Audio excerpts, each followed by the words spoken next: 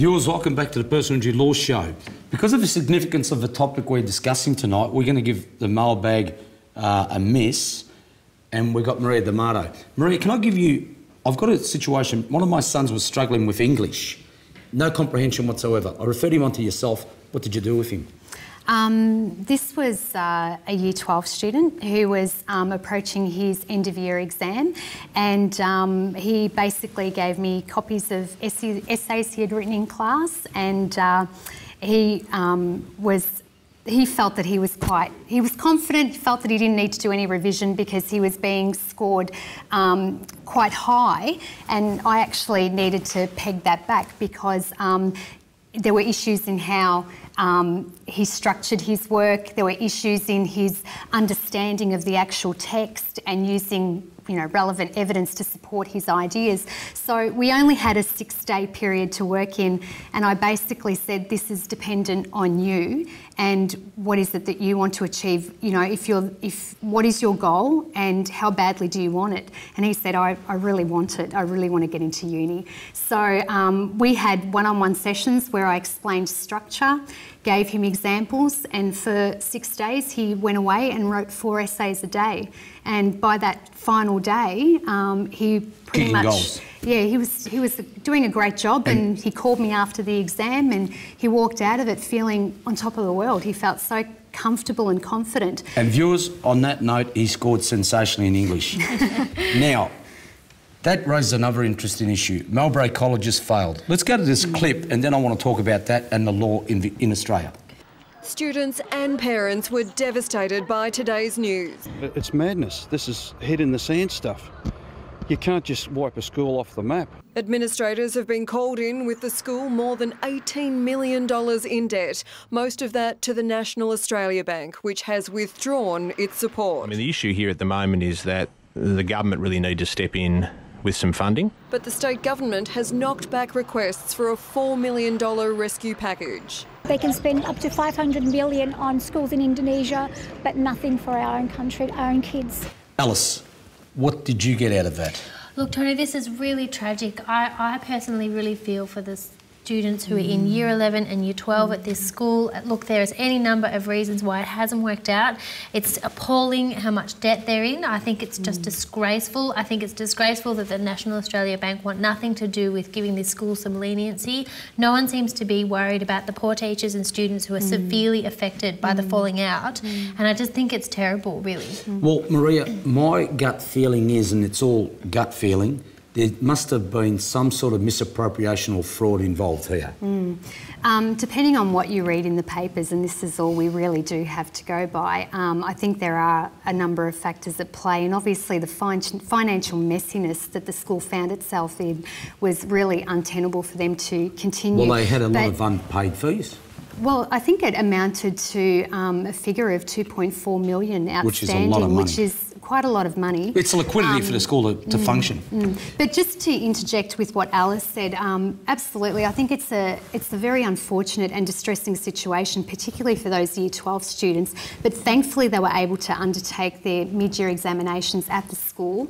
And according to the Age Online, the Victorian Curriculum and Assessment Authority will be giving those students special consideration. That's good. I mean, the last thing you want in Year 12 is to have upheaval in the middle of what is the most important year in your entire education. Well, just on that note... And just, if I may say as well, I think it's been terrific to see the generosity shown and expressed by principals of other schools that have been willing to offer places to not only the students but also to take on extra staff who are now unemployed as a result of what has happened at Mowbray.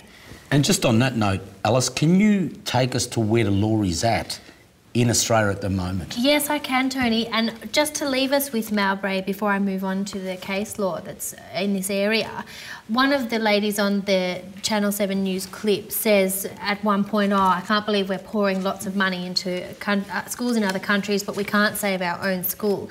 And look, there's a lot of issues surrounding a comment like that, and I'm not going to dig into it today. But what I would like to mention is that I think that we're in real danger as a society with this education system of having a bit of a consumer-driven attitude. You know, I'm paying, I should get the best service possible and all that sort of thing. And I think if you look at the case law in England where this issue has been explored a little bit more, it's really borne out in the case law. For example, with the case of Phelps, which is a House of Lords decision, it's the highest court in England, where Miss Phelps, a young lady, had dyslexia. She was at her local school and she had an appointment with the school's psychologist because she felt she had learning disabilities.